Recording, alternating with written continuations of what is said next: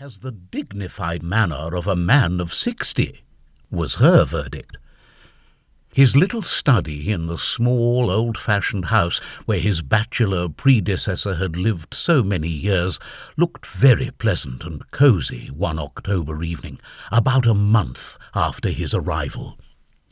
The chintz curtains were close drawn, there were a bright fire, a pair of slippers warming on the rug, and a large armchair drawn up close to the fender, in which lay a half-smoked pipe.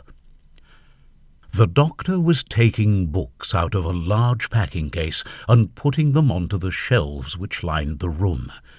When the last volume was in its place, he pushed the box aside and, sinking luxuriously into the big chair, took off his boots and thrust his feet into the warmed slippers.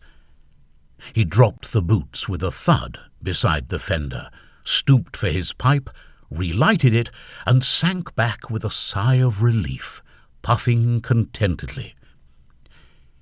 His eyes travelled about the room, resting now on a picture newly hung, now on the gay flowered curtains. The fire flickered and murmured softly, and little ruddy gleams danced on the wall, and bright sudden flashes were reflected in the old-fashioned, low-hanging glass opposite. Strong was pleasantly tired by the long day's round, and the little room seemed to him the embodiment of warmth and comfort.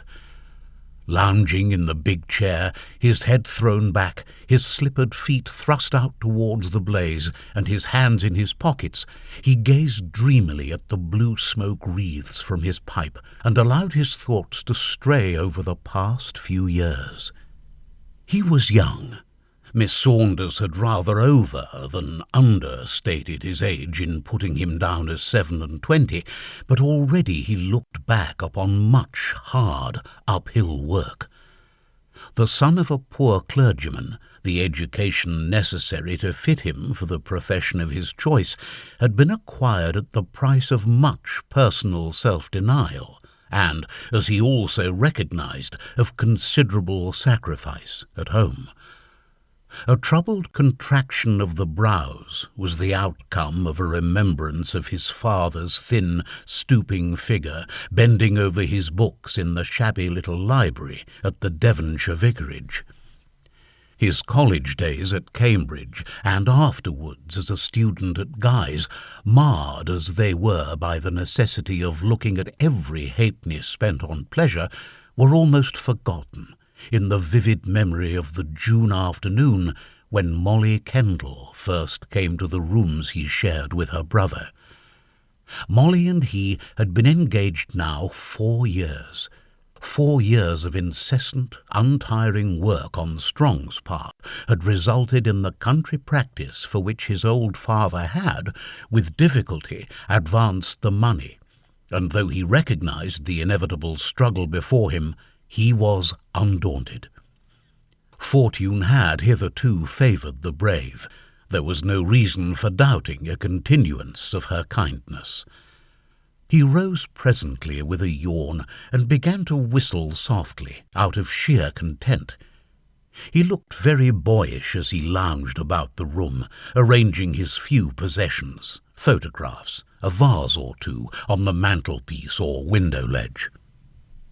The study was not yet completely furnished, and this evening arrangement of books and pictures was a never-ending satisfaction to him.